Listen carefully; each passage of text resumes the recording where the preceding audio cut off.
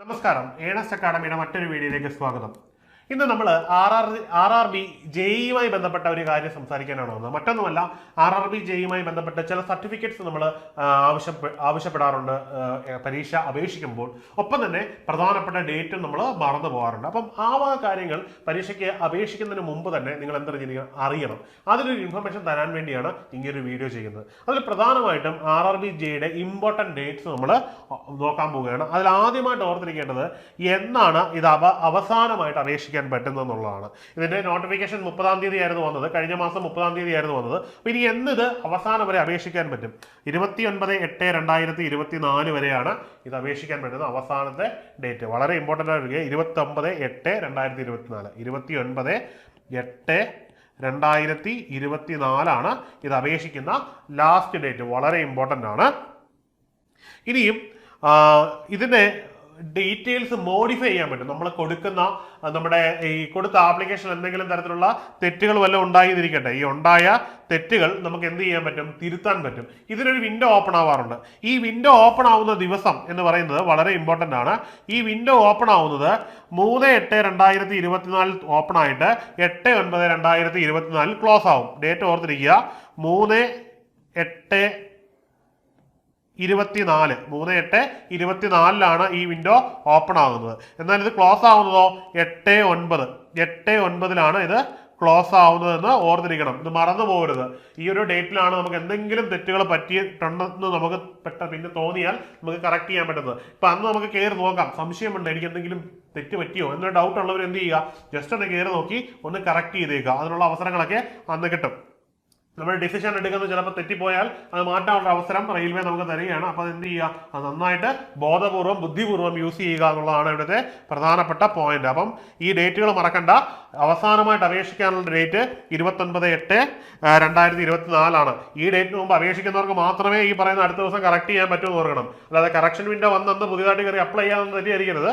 അതായത് 29/8/2024 last date തീരും. 30-ാം തീയതി മുതൽ 8/9/2024 വരെ എന്തുണ്ട്, ആ കൊടുത്ത അപേക്ഷയിൽ എന്തെങ്കിലും മിസ്റ്റേക്ക് ഉണ്ടെങ്കിൽ അത് കറക്റ്റ് ചെയ്യാനുള്ള അവസരമുണ്ട്. വളരെ ഇമ്പോർട്ടൻ്റ് ആണ്. അപ്പം ഈ രണ്ട് ഡേറ്റുകളും നിങ്ങൾ ഓർത്തിരിക്കുക.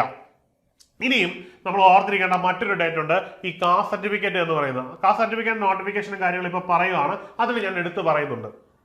ഇനിയും നമ്മൾ അപേക്ഷിക്കുമ്പോൾ പ്രത്യേകിച്ചും ഈ അപേക്ഷിക്കുന്നവരുടെ ഏജ് ലിമിറ്റ് ഒരു വലിയ ഘടകമാണ്. ഓരോ പരീക്ഷയ്ക്കും അപേക്ഷിക്കുന്നതിന് എന്തുണ്ട്, ഓരോ വ്യത്യസ്ത ഏജ് ലിമിറ്റ് ഉണ്ട്. അപ്പോൾ ഇവിടെ നമ്മൾ ആലോചിക്കേണ്ടത്, ഇവിടെ കോമൺ ഏജ് എന്ന് പറയുന്നത് 18 മുതൽ 36 വരെയാണ്. ഈ ഒരു ഏജ് ലിമിറ്റ് എന്ന് പറഞ്ഞാൽ 2/1/1989 ജനിച്ച ആൾക്കാർക്ക് അപേക്ഷിക്കാം. അതായത് നമ്മുടെ ഏറ്റവും ലീസ്റ്റ് പ്രായം അല്ലെങ്കിൽ ഏറ്റവും കുറഞ്ഞ പ്രായപരിധി ജനറൽ കമ്മ്യൂണിറ്റിക്ക് യാതൊരുവിധ റിസർവേഷനും എലിജിബിലിറ്റി ഇല്ലാത്ത ആൾക്കാർക്ക് ഏതാണ്ട് 1989 1-ാം മാസം 2-ാം തീയതി വരെ ജനിച്ചവർക്ക് പറ്റും. അതായത് ജനുവരി 1-ന് ശേഷം ജനിച്ച എല്ലാവർക്കും എന്ത് ചെയ്യാൻ പറ്റും, ഇത് അപേക്ഷിക്കാൻ പറ്റും. ഏറ്റവും മിനിമം ഏജ് ആയിട്ട് അപേക്ഷിക്കാൻ പറ്റും. ഇനിയും OBC ആണ്, അവർക്ക് OBC റിസർവേഷൻ ഉണ്ട്. അവർക്ക് എന്ത് ചെയ്യാൻ പറ്റും, OBC റിസർവേഷനിലുള്ള കാസ്റ്റ് ആയിട്ട് കാര്യമില്ല. അവർ എന്തുകൂടി ആയിരിക്കണം, NCL ആയിരിക്കണം, നോൺ ക്രിമീലിയർ ആയിരിക്കണം. മനസ്സിലായില്ലേ? അവരുടെ ഇംഗപരിധി ഗവൺമെന്റ് നിശ്ചയിച്ചിട്ടുണ്ട്. ആ ഇംഗത്തിൽ താഴെയുള്ളവരായിരിക്കണം. ഇംഗത്തിന് മുകളിലുള്ളവരാണെങ്കിൽ എന്താണ്, അവര് ജനറൽ തന്നെ ആയിരിക്കും. അപ്പോൾ ഈ ജനറൽ കമ്മ്യൂണിറ്റി ആയിട്ടായിരിക്കും അവരെ ട്രീറ്റ് ചെയ്യുന്നത്. അങ്ങനെയുള്ള നോൺ ക്രിമീലിയർ ആണെങ്കിൽ അവർക്ക് എന്ന് വരെ ആവാം, 86 ജനുവരി 1-ന് ശേഷം ജനിച്ച എല്ലാവർക്കും എന്ത് ചെയ്യാം, അപ്ലൈ ചെയ്യാം. അതായത് 2/1/1986 മുതൽ ഇങ്ങോട്ട് ജനിച്ച ഏതൊരാൾക്കും എന്ത് ചെയ്യാൻ പറ്റും, ഇത് അപേക്ഷിക്കാൻ പറ്റും എന്നുള്ളതാണ് ഇവിടുത്തെ പ്രത്യേകത. അതുപോലെ SC/ST ആണെങ്കിലോ, SC/ST ആണെങ്കിൽ 84 2/1/1984 ജനിച്ച ആൾക്കാർക്ക് മുഴുവൻ അപ്ലൈ ചെയ്യാം. ഇത്രയുമാണ് ഇവിടുത്തെ പ്രധാനപ്പെട്ട കാര്യം. മാത്രമല്ല ഈ റിസർവേഷനുകാർക്ക് മാർക്കുകളിലും റാങ്കിലും ഒക്കെ പല ബെനിഫിറ്റ്സും ഉണ്ട്. അതൊരു പ്രധാനപ്പെട്ട പോയിന്റ് ആണ്. ഇവിടെ നമ്മൾ അറിയേണ്ടത് എങ്ങനെയാണ് ഈ സർട്ടിഫിക്കറ്റ് എടുക്കേണ്ടത്. ഈ സർട്ടിഫിക്കറ്റ് എടുക്കാൻ ഈ പൊസിഷനിൽ അപേക്ഷിക്കുന്നതിന്, അതായത് RRB ജെയിൽ അപ്ലൈ ചെയ്യുമ്പോൾ RRB ജെയുടെ അവസാനത്തെ ഡേറ്റ് ആണ് ഇതിന്റെ ലാസ്റ്റ് ഡേറ്റ്, അപ്ലൈ ചെയ്യാനുള്ള ലാസ്റ്റ് ഡേറ്റ്. അപ്പം സർട്ടിഫിക്കറ്റ് എടുക്കുമ്പോൾ എപ്പോഴും എന്ത് ചെയ്യുക, നിങ്ങൾ അപേക്ഷിക്കുന്ന ആ ഒരു പോയിന്റിൽ, അതായത് നോട്ടിഫിക്കേഷൻ വന്ന് ഏതാണ്ട് 1 വർഷത്തിനുള്ള സർട്ടിഫിക്കറ്റ് ആയിരിക്കണം വാങ്ങേണ്ടത്. അതിൽ ആദ്യമായിട്ട് EWS എന്ന് പറയുന്ന വിഭാഗം, അതായത് ഇക്കണോമിക്കൽ വീക്കർ സെക്ഷൻ എന്ന് പറയുന്നത് ഇപ്പോൾ ഈ റീസെന്റ് ആയിട്ട് വന്ന ഒരു സംവരണമാണ്. അവർക്ക് ഏജ് റിലാക്സേഷൻ ഒന്നും കിട്ടില്ല. പക്ഷെ അവർ ഈ ഒരു സർട്ടിഫിക്കറ്റ് വാങ്ങി അപേക്ഷിക്കണം. കാരണം കാരണം ഇതിലൊരു സെപ്പറേറ്റ് വിങ് ആയതുകൊണ്ട് തന്നെ ഇവർക്ക് സെപ്പറേറ്റ് ആയിട്ട് ഒരു കോളം ഉണ്ടാവും. അപ്പോൾ അതുകൊണ്ട് തന്നെ മാർക്ക് കോമ്പറ്റേറ്റീവ് എക്സാമിനേഷന് ഡിഫറെന്റ് സ്റ്റേജുകളിൽ നിങ്ങൾ ചാടിക്കിടക്കേണ്ട ഹാർഡിൽസിന്റെ മാർക്ക് ജനറലിനെക്കാളും കുറവായിരിക്കും. അപ്പോൾ സ്വാഭാവികമായിട്ടും അതിന്റെ അഡ്വാൻറ്റേജ് നിങ്ങൾക്ക് കിട്ടും. അപ്പോൾ നിങ്ങൾ ഈ സർട്ടിഫിക്കറ്റ് വാങ്ങണം. ഈ സർട്ടിഫിക്കറ്റ് സാധാരണ രീതിയിൽ നമുക്ക് രണ്ടിടത്തു നിന്ന് വാങ്ങാം. വില്ലേജ് ഓഫീസിൽ നിന്ന് വാങ്ങാം, വില്ലേജ് ഓഫീസിന് മുകളിലെ തഹസിൽദാറുടെ ഓഫീസ് മുതൽ മുകളിലോട്ട് വാങ്ങാം.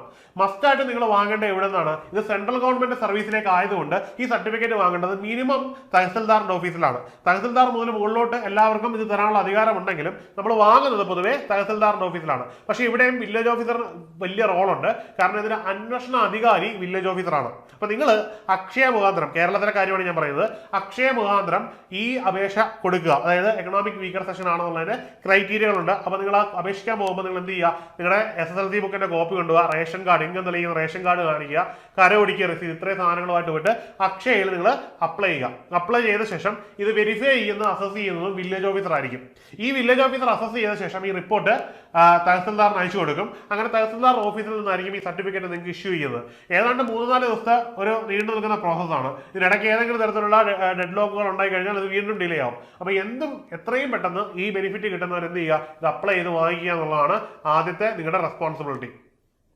രണ്ടാമത്തെ കാര്യം എന്ന് പറഞ്ഞാൽ OBC സർട്ടിഫിക്കറ്റ് ആണ്. രണ്ടാമത്തെ OBC സർട്ടിഫിക്കറ്റ് ആണ്. OBC സർട്ടിഫിക്കറ്റിന് ഇതുപോലെ തന്നെ ഒരു ഇൻകം സ്ലാബ് ഉണ്ട്. ഇൻകം സ്ലാബ് എന്ന് പറഞ്ഞാൽ ഒരു നിശ്ചിത പരിധിക്ക് മുകളിൽ ഇൻകം ഉള്ളവർക്ക് റിസർവേഷൻ ഉണ്ടാവില്ല. OBC എന്ന് പറയുന്ന റിസർവേഷൻ എലിജിബിലിറ്റി ഉണ്ടാവില്ല. അവർ ജനറൽ തന്നെയായിരിക്കും, യാതൊരുവിധ ട്രീറ്റും അവർക്ക് കിട്ടില്ല എന്നുള്ളതാണ്. അപ്പോൾ നമ്മൾ OBC-ക്കാർ പോയി വാങ്ങേണ്ടത്, നിങ്ങൾ പോയി വാങ്ങേണ്ടത് മറ്റൊരു സർട്ടിഫിക്കറ്റും അല്ല. അവർ വാങ്ങേണ്ടുന്ന സർട്ടിഫിക്കറ്റ് നോൺ ക്രിമിനൽ എന്ന് പറയുന്ന സർട്ടിഫിക്കറ്റ് ആണ്. അതും ഞാൻ ആദ്യം പറഞ്ഞതുപോലെ നിങ്ങൾ വാങ്ങേണ്ടത് ഇതേ പ്രൊസീജിയർ പാലിച്ചു കൊണ്ട് തന്നെ തഹസിൽദാറുടെ ഓഫീസിലാണ് അപേക്ഷിക്കേണ്ടത്. നിലവിൽ കേരളത്തിൽ അക്ഷയ വഴിയോ അല്ലെന്നുണ്ടെങ്കിൽ ഏതെങ്കിലും ഈ സർവീസ് സെന്റർ വഴിയോ ഒക്കെ, കോമൺ സർവീസ് സെന്റർ വഴിയൊക്കെയാണ് അപ്ലൈ ചെയ്യുന്നത്. ഈ നിങ്ങൾക്ക് സ്വമേധ ഇതൊക്കെ അപ്ലൈ ചെയ്യാനുള്ള എക്വിപ്മെന്റ്സ് ഉണ്ടെങ്കിൽ നിങ്ങൾക്ക് തന്നെ ചെയ്യാം. ഡോക്യുമെന്റ് ഒക്കെ അപ്ലോഡ് ചെയ്ത് ചെയ്യാനുള്ള സംവിധാനം ഉണ്ടെങ്കിൽ റവന്യൂ വകുപ്പിന്റെ സൈറ്റിൽ കയറി നിങ്ങൾക്ക് തന്നെ ഇത് ചെയ്യാൻ പറ്റുന്നതാണ്. പിന്നെ കൂടുതൽ സമയമെടുത്ത് ഡിലേ ആകണ്ടെന്ന് വരുത്തിയാണ് ഏതെങ്കിലും ഒരു സംവിധാനത്തെ ആശ്രയിക്കാൻ പറയുന്നത്. ഓക്കെ, ഇത് രണ്ടുമാണ് പ്രധാനമായിട്ടുള്ള സർട്ടിഫിക്കറ്റ്. മൂന്നാമത്തത് SC/ST-യുടെ കാസ്റ്റ് സർട്ടിഫിക്കറ്റ് ആണ്, ജാതി സർട്ടിഫിക്കറ്റ് ആണ്.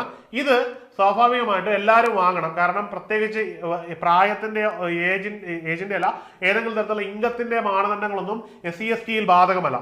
SC/ST-ക്ക് അത് ഏത് തരത്തിലുള്ള ഇൻകം ആണെങ്കിലും നിങ്ങൾക്കൊന്നുണ്ടാവും, നിങ്ങൾക്ക് ഈ സംവരണം ഉണ്ടാകും. അപ്പൊ തീർച്ചയായിട്ടും എന്ത് ചെയ്യുക? നിങ്ങൾക്ക് ഈ ഒരു സർട്ടിഫിക്കറ്റ് ഇതേ പ്രൊസീജിയർ പാലിച്ചുകൊണ്ട് തന്നെ ഈ ഒരു സെക്ഷനിൽ നിന്ന്, അതായത് തഹസിൽദാർ ലെവലിൽ നിന്ന് വാങ്ങിച്ച് സെൻട്രൽ ഗവൺമെന്റിലേക്ക് ഇഷ്യൂ ചെയ്യേണ്ടതാണ്. അപ്പം ഈ സർട്ടിഫിക്കറ്റ് ഇഷ്യൂ ചെയ്യുമ്പോൾ ഇതിനകത്ത് പ്രധാനപ്പെട്ട കാര്യം എന്ന് പറഞ്ഞാൽ ആപ്ലിക്കേഷൻ ഇടുന്നതിന് മുമ്പ് തന്നെ നിങ്ങൾ ഈ സർട്ടിഫിക്കറ്റ് കയ്യിൽ ഉണ്ടായിരിക്കണം. അറ്റ്ലീസ്റ്റ് നിങ്ങൾക്ക് ഡിജിറ്റൽ കോപ്പി എങ്കിലും ഉണ്ടായിരിക്കണം. കാരണം ഈ ആപ്ലിക്കേഷനിലൊക്കെ എന്ത് വേണം?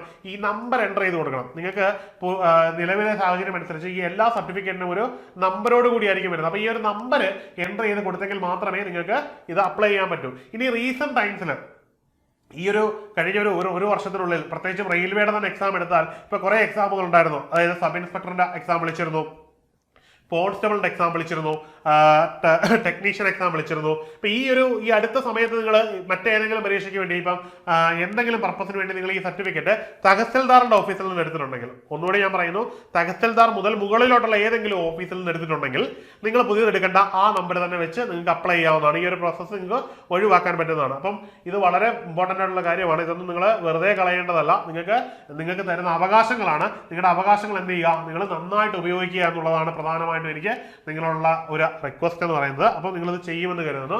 മറ്റൊരു കാര്യം വേറൊന്നുമല്ല, RRBJയുടെ കോഴ്സ് ബിഗ് ലേണിംഗ് അക്കാഡമിയിൽ വളരെ ഗംഭീരമായി തന്നെ നടക്കുകയാണ്. അപ്പം അതിന്റെ ഭാഗമാകുവാൻ നിങ്ങൾക്കൊരു അവസരമുണ്ട്.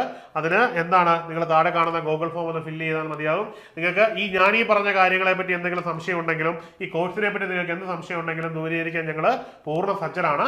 എപ്പോൾ വേണമെങ്കിലും നിങ്ങൾക്ക് ഏത് നിമിഷം വേണമെങ്കിലും ഈ നമ്പറുമായിട്ട് കോൺടാക്ട് ചെയ്യുന്നതാണ്. നിങ്ങൾ ജസ്റ്റ് ഒരു ഫില്ല് ചെയ്താൽ തന്നെ നിങ്ങളുടെ ഏറെക്കുറെ എല്ലാ ഡൗട്ടുകളും തീരുന്നതാണ്. ഇനി നമ്മുടെ കോഴ്സിന്റെ പ്രത്യേകതകൾ ഞാൻ എടുത്തു പറയാം. നമ്മുടെ ക്ലാസ് എന്ന് പറഞ്ഞാൽ ലൈവ് പ്ലസ് റെക്കോർഡഡ് ക്ലാസ്സുകളാണ്. അതായത് നിങ്ങൾക്ക് ഏത് സമയം എവിടെ ഇരുന്നും കാണാൻ പറ്റുന്നതാണ്.